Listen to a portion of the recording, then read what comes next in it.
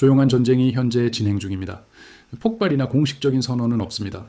전역 뉴스에서는 사망자 수가 보도되지 않습니다. 그러나 이 분쟁은 21세기 가장 중요한 전략적 대결일 것입니다. 중국이 이 전쟁에서 결정적으로 승리하고 있습니다. 냉엄한 사실 하나를 살펴보겠습니다.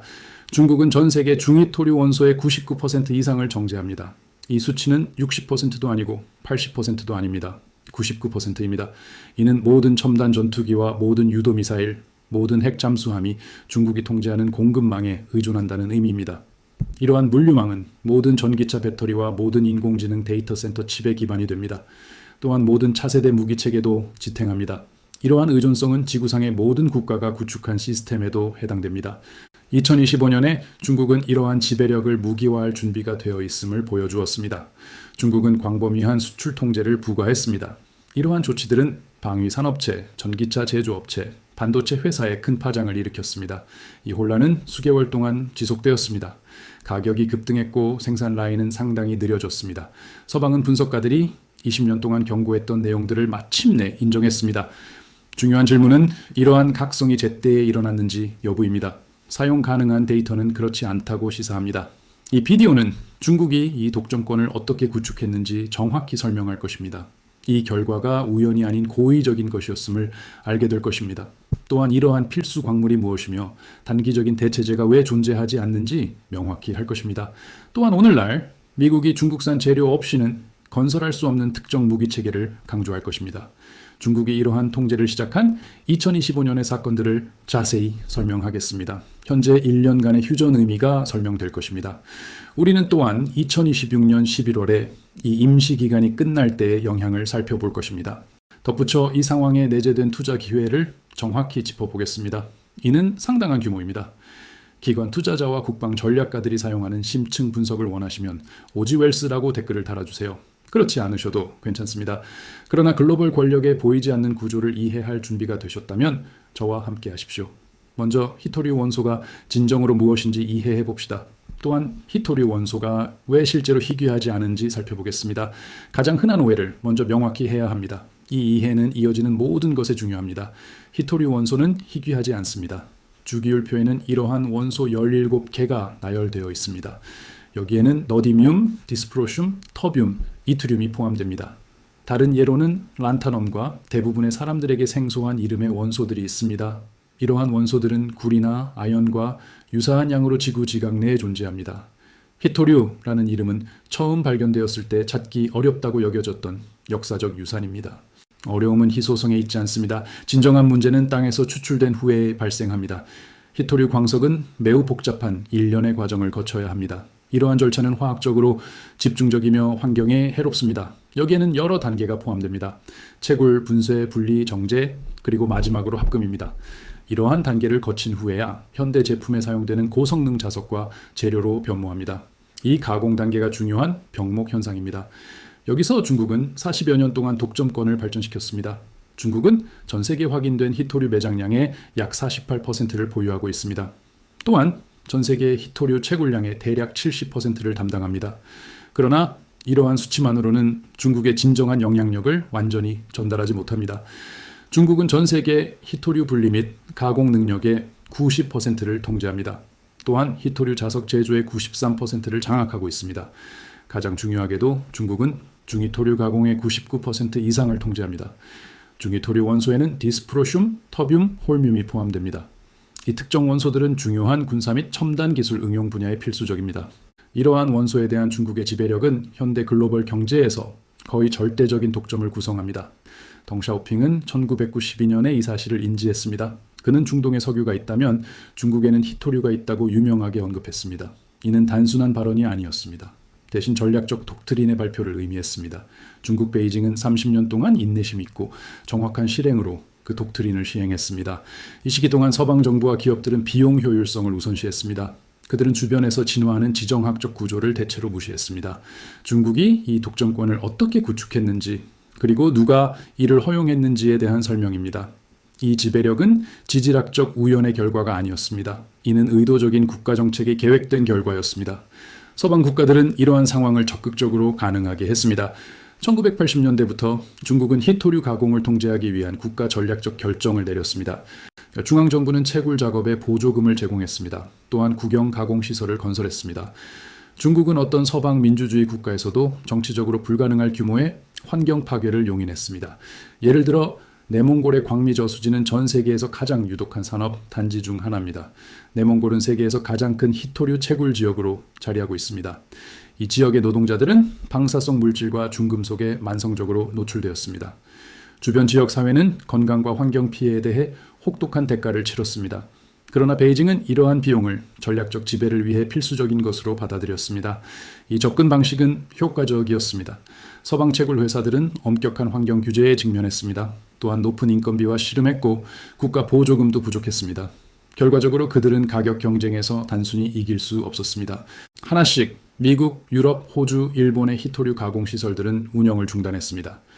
마지막으로 중요한 미국의 히토류 가공 시설은 1990년대에 문을 닫았습니다. 오직 비용 고려 사항에 의해 움직이는 시장은 생산을 가장 저렴한 곳으로 옮겼습니다. 중국은 실제 환경적, 인적 피해를 자국민에게 전가했기 때문에 가장 낮은 비용을 제공했습니다. 여러 해 동안 랜드코퍼레이션의 분석가들은 이러한 의존성에 대해 경고를 발행했습니다. 의회 연구 서비스와 다른 워싱턴 싱크탱크들은 이러한 우려를 재차 강조했습니다. 그들은 모두 이 의존성이 전략적으로 위험하다고 선언했습니다. 2026년 1월에 데일리 이코노미에 발표된 상세한 분석은 이 상황을 정확하게 설명했습니다. 세계화의 필수사항이 전략적 우려를 대체했습니다. 이 세계주의적 관점은 공급망이 효율적이고 상호 의존성이 안정성을 증진한다고 제안했습니다. 또한 부상하는 중국이 책임감 있는 글로벌 참여자가 될 것이라고 가정했습니다. 2025년이 되자 이러한 선택의 결과가 명확해졌습니다.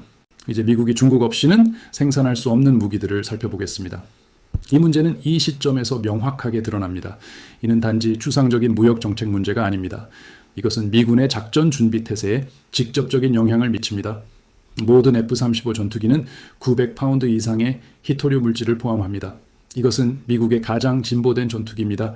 이는 미 공군의 주요 구성 요소 역할을 합니다. 너디뮴, 사마뮴, 디스프로슘, 터뷴, 이트륨은 엔진과 레이더 시스템에 통합되어 있습니다. 또한 스텔스 코팅과 정밀 유도 시스템도 이러한 원소들에 의존합니다. 히토류가 없으면 F-35 전투기는 존재할 수 없습니다. 어떤 대체 물질도 동일한 필수 기능을 제공하지 못합니다. 이러한 원소들로 생산된 자석은 독특한 능력을 가집니다. 그것들은 다른 어떤 대함보다도 훨씬 작고 가볍고 강력합니다. 버지니아급 잠수함은 미국 해군에서 가장 진보된 공격 잠수함을 나타냅니다. 이 잠수함에는 약 9,200파운드의 히토류 물질이 포함됩니다. 이러한 물질은 음파 탐지기 배열, 통신 시스템 및 추진에 필수적입니다. 다닐 알레이버크급 구축함에는 대략 5,200파운드가 필요합니다. 이 양은 소형차 한 대의 무게에 해당합니다. 토마호크 순항 미사일, 프레데터 드론, 합동, 직접 공격 탄약은 모두 이 재료들에 의존합니다. 덧붙여 스마트 폭탄과 극초음속 활강 비행체도 이것들을 활용합니다. 이 모든 시스템은 히토류 자석과 합금에 의존합니다. 오늘날 이들은 압도적으로 중국이 통제하는 공급망에서 유래합니다. 전략국제연구센터는 분석을 발표했습니다. 2025년 10월에 발표된 이 보고서는 중국의 군사 제조율이 증가하고 있음을 보여주었습니다.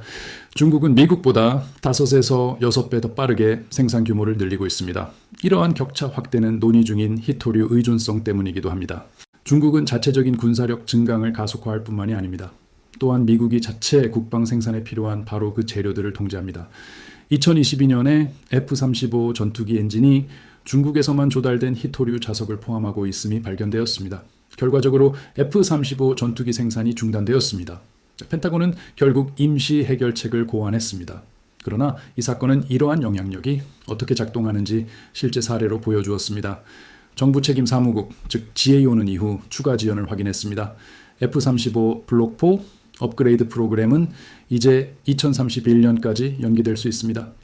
2차 세대 항공기는 이미 초기 예산보다 60억 달러를 초과했습니다. 공급망 제약이 이러한 문제들의 원인 중 하나로 언급됩니다. 웨스트포인트의 현대전쟁연구소는 이 상황에 대한 솔직한 평가를 발표했습니다. 히토류 자석에 대한 신뢰할 수 있는 접근 없이는 그 여파는 심각할 것입니다. 한 분석가는 잠재적인 결과가 시야를 잃은 공군, 청각을 잃은 해군이 될 수 있다고 제안했습니다. 또한 군대가 사실상 기능하지 못하게 될 수도 있다고 말했습니다. 이것은 과장이 아닙니다. 이는 이러한 중요한 물질과 관련된 공급망 실패의 작전상 영향을 나타냅니다. 중국의 2025년 경고 사격은 수년 동안 예상되었습니다. 히토류를 무기로 사용하는 아이디어는 처음에는 이론적이었습니다. 2025년에 중국은 그것을 배치했습니다. 2025년 4월 4일에 중국 상무부는 새로운 수출 허가 요건을 부과했습니다. 이 조치는 트럼프의 해방 기념일 관세에 대한 직접적인 보복이었습니다. 이 요건들은 7가지 특정 히토류 원소와 그 파생 제품을 포함했습니다. 여기에는 국방 및 첨단 제조에 필수적인 고성능 자석이 포함되었습니다. 이러한 물질을 수출하려는 회사들은 이제 개별 라이선스를 신청해야 했습니다. 상무부가 관리하는 이 과정은 수개월 동안 연장될 수 있었습니다. 이는 중국 당국에게 신청을 지연시키거나 거부할 완전한 재량권을 부여했습니다. 게다가 최종 사용자와 기술 사양에 대한 상세한 공개를 요구했습니다. 효과적으로 중국은 언제든지 조이거나 풀 수 있는 관료적 질식 밸브를 구축했습니다. 즉각적인 영향은 분명했습니다. 국방 공급 업체들은 상당한 조달 지연을 보고했습니다. 레이더 및 추진 시스템 하청업체들은 조달의 어려움을 지적했습니다. 칼륨 가격은 6% 상승했습니다. 안티몬은 4.5%의 상승을 보였습니다. 게르마늄 가격은 1.6% 상승했습니다. 전기차 제조업체들은 서둘러 조정에 나섰습니다. 반도체 기업들은 재고 확보를 시작했습니다. 이 초기 단계는 단순한 경고에 불과했습니다. 첫 번째 통제는 단 7가지 요소에만 적용되었습니다. 2025년 10월 중국은 이러한 통제를 더욱 확대했습니다. 그들은 홀뮴, 에르뮴, 툴뮴, 유로뮴과 추가 파생 제품을 추가했습니다. 중국은 또한 역외 관할권을 확대했습니다. 이는 제3국을 경유하는 선적도 영향을 받았다는 의미였습니다. 이 선적들이 중국산 재료나 가공 기술을 사용했다면 동일한 라이선스 요구 사항이 적용되었습니다. 중개업체를 통한 단순한 구매 우회는 더 이상 유효하지 않았습니다. 포괄적인 통제 구조는 이제 전 세계 공급망에 도달했습니다. 긴급 토론과 강요 회의 후 중국은 10월에 무역 제한을 1년 동안 중단하기로 합의했습니다. 이 임시 중단은 2025년 11월부터 2026년 11월까지 연장되었습니다. 하지만 최초 7가지 지정 요소에 대한 4월 규정은 여전히 유효했으며 적절한 라이선스가 필요했습니다. 이것이 바로 1년 중단의 진정한 의미입니다. 미국 정부는 이 임시 합의에 대해 특정한 해석을 제시했습니다. 그러나 실제적인 함의는 달랐습니다. 백악관은 이번 중단을 성공적인 결과로 묘사했습니다. 이는 더 넓은 경제 안정화 이니셔티브의 일환으로 제시되었습니다. 이 이니셔티브에는 중국의 농산물 구매 및 펜타닐 전구체 통제 약속이 포함되었습니다. 전 트럼프 대통령은 히토류 상황이 해결되었다고 선언했습니다. 루비오 장관은 이를 신뢰 구축을 위한 조치로 규정했습니다. 이러한 주장에도 불구하고 이 협약을 검토한 모든 독립 전문가들은 대조적인 견해를 제시했습니다. 클락 힐의 평가는 명확했습니다. 중단은 규제 자체에 완전한 철폐와 혼동되어서는 안 됩니다. 근본적인 라이선스 구조는 해체되지 않았습니다. 이 시스템은 승인된 중국 수출업체 목록과 개별 사례 검토 방식을 포함했습니다. 더욱이 중국의 역외 관할권은 여전히 유효했습니다. 그것은 단지 일시 중단되었습니다. 중국 공급망 분야에 존경받는 연구원인 트리비움 차이나의 코리 콤즈는 이를 정확히 언급했습니다. 라이선스 요구 사항 자체는 협상 불가능합니다. 이는 글로벌 정치 상황 변화에 따라 특정 국가, 기업 및 산업에 대한 접근을 조정하는 베이징의 선택된 방법입니다. 임시 중단은 추가적인 시간을 제공했습니다. 그러나 그것은 핵심 문제를 해결하지 못했습니다. 이 시나리오에서 중요한 정보는 2026년 11월 10일이라는 날짜입니다. 그 날짜는 중단 조치의 만료를 의미합니다. 그 시점에 중국은 이러한 통제를 재확립하거나 확대할지 평가할 것입니다. 또한 중국은 자체 조건에 따라 추가 협상이 진행될지 결정할 것입니다. 중국은 30여 년 동안 키워온 상당한 영향력을 사용하여 진행할 것입니다. 이 상황은 중국에 의존하는 공급망을 가진 기업들에게 압력을 가합니다. 이 기업들에는 공급처를 다변화할 약 9달의 시간이 있습니다. 그러나 전문가들의 공통된 의견은 9달로는 턱없이 부족하다는 것입니다. 이 짧은 기간은 필요한 처리 역량을 개발하는 것을 거의 불가능하게 만듭니다. 이 주 전 발표된 skillings.net의 핵심 광물 분석은 투자자들에게 미치는 영향을 명확히 했습니다. 다각화된 공급망을 가진 기업들은 여전히 중국 출처에 의존하는 기업들과 차별화될 것입니다. 이러한 차이는 2026년 11월이 도래하면 발생할 것입니다. 결과적으로 주식 가치는 조정될 것입니다. 서방 국가들은 이 격차를 효과적으로 해소할 수 있을까요? 솔직한 평가와 현실적인 관점이 필요합니다. 진정한 진전이 확실히 이루어지고 있으며 인정받을 가치가 있습니다. 그럼에도 불구하고 이러한 진전은 상당한 한계에 직면합니다. 미국은 국방부를 통해 약 5억 4천만 달러를 투자했습니다. 이 자금은 국내 히토류 공급망을 강화하는 것을 목표로 합니다. MP 머티리얼즈는 캘리포니아의 마운틴 패스에서 분리시설을 운영합니다. 리나스 유나이티드 스테이츠 오브 아메리카는 텍사스에 정제시설을 건설하고 있습니다. 에너지 퓨얼스는 유타에서 모나자이트를 처리하고 있습니다. 볼칸 엘리먼츠는 완전히 국내적인 자석 제조를 개발하고 있습니다. 트럼프 행정부는 리튬 아메리카스, 트릴로지 메탈스, 그리고 US웨이 레어 어스의 지분을 인수했습니다. 호주와 미국은 2025년 10월에 프레임워크 협약을 체결했습니다. 이 협약은 중휘토류 투자 확대를 위해 10억 달러를 약속했습니다. 말레이시아는 현재 중국 오해 지역에서 유일한 중휘토류 공급망을 운영하고 있습니다. 말레이시아는 또한 기술 협력을 위한 양해 각서를 워싱턴과 체결했습니다. 일본은 다른 어떤 나라보다 더 적극적으로 나아가고 있습니다. 전략국제연구센터는 2026년 1월에 이를 보고했습니다. 일본은 태평양에서 심해 히토류 채굴 시험을 시작했습니다. 이 시험들은 미나미토리 섬 근처 6,000m 깊이에 있는 광물 매장지를 목표로 합니다. 일본 기업들은 또한 베트남의 히토류 처리 시설에 투자했습니다. 시네츠 화학과 히타치 금속은 자석 등급 재료 생산을 늘리고 있습니다. 도쿄의 전략은 정책 규율과 기술 혁신을 결합합니다. 이는 또한 장기 구매 협약을 통합합니다. 이것은 중국의 시장 지배력에 대한 가장 포괄적인 동맹국의 대응을 나타냅니다. 새로운 이니셔티브들이 동맹국 경제 전반에 걸쳐 나타나고 있습니다. 호주의 아라포 논란 프로젝트는 채굴과 현장 처리를 통합합니다. 노르웨이의 REX 공장은 필수적인 중간 단계 분리 역량을 제공합니다. 이 프로젝트들이 계획된 역량을 달성하면 서방의 중국 가공 의존도를 크게 줄일 수 있습니다. 이는 2020년대 초반과 2030년대 초반까지 잠재적으로 발생할 수 있습니다. 그러나 핵심적인 과제는 여전히 프로젝트 일정입니다. 처리시설은 인허계 수년이, 건설에 추가 수년이 필요합니다. 히토류 화학 및 야금 분야의 숙련 노동력은 중국 외부에서 대규모로 거의 존재하지 않습니다. 이러한 부족은 전담 인력이 전혀 개발되지 않았기 때문입니다. 정부 책임 사무소는 군의 특정 히토류 결함을 해결하는 데 드는 비용만 추정했습니다. 이 비용은 총 185억 달러에 달합니다. 한 광범위한 분석은 현재 어떤 단일 국가도 재정적 또는 기술적 역량을 보유하고 있지 않다고 명확히 밝혔습니다. 이러한 역량은 중국의 시장 지위를 독자적으로 능가하는 데 필수적입니다.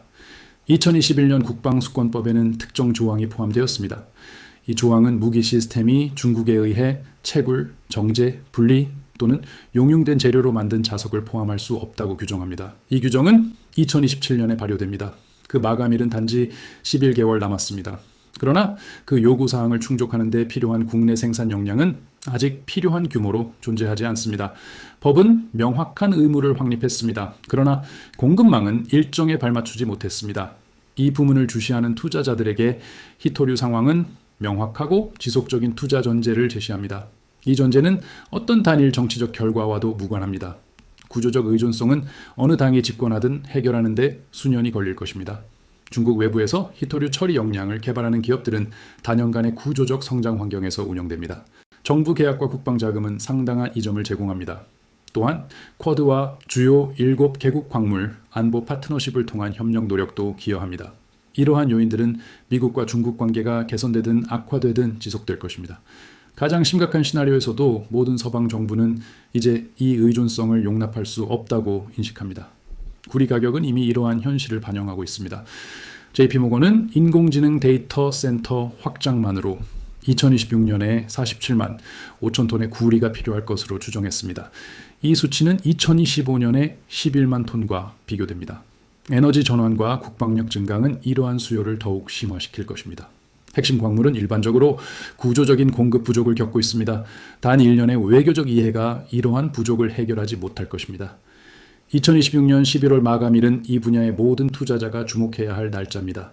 만약 중국이 통제를 재개하거나 그러한 의도를 보인다면 비중국 공급망을 가진 기업들은 즉각적인 가치 프리미엄을 경험할 것입니다. 다각화에 실패한 기업들은 정반대의 효과에 직면할 것입니다. 중국은 우연히 중휘토류 가공의 99%를 장악한 것이 아닙니다. 중국은 이 전략적 위치를 의도적으로 인내심을 가지고 상당한 비용을 들여 구축했습니다. 이 비용은 30여 년 동안 자국 국민과 환경에 영향을 미쳤습니다. 서방 기업들이 효율성과 비용을 위해 글로벌 공급망을 최적화하는 동안 베이징은 전략적 영향력을 우선시했습니다. 2025년에 중국은 그러한 영향력이 발휘될 때의 파급력을 효과적으로 보여주었습니다. 1년의 중단은 일시적인 완화를 제공하지만 근본적인 구조를 바꾸지는 않습니다. 중국의 라이선스 시스템은 영구적인 인프라 역할을 합니다. 이는 변화하는 지정학적 조건에 따라 조정될 수 있는 규제 도구로 기능합니다. 2026년 11월의 만료는 멀리 떨어진 추상적인 개념이 아닙니다. 그것은 단지 9달밖에 남지 않았습니다.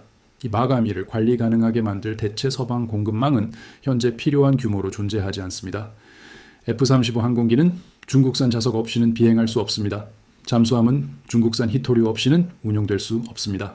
인공지능 칩은 중국에서 가공된 갈륨과 게르마늄 없이는 제조될 수 없습니다. 이것들은 단지 이론적인 약점이 아닙니다. 이것들은 인류 역사상 가장 강력한 군대에 기록된 현실을 나타냅니다. 2026년 2월 서방은 마침내 이 도전을 인식했습니다. 이러한 각성이 제때 이루어졌는지 여부는 2026년 11월부터 답하기 시작할 질문입니다. 이러한 현실을 이해하는 것은 여전히 중요합니다. 이는 세계 경제의 진정한 권력 중심을 파악하는 것을 의미합니다. 이 영향력은 대중의 헤드라인과 기자 회견 아래에서 작동합니다. 바로 이러한 통찰력이 정부의 밝은 개인과 일반 대중을 구별합니다. 경계를 늦추지 말고 자신의 철저한 조사를 수행하십시오. 아래에 공유할 사려 깊은 의견이 무엇인지 이미 알고 있습니다.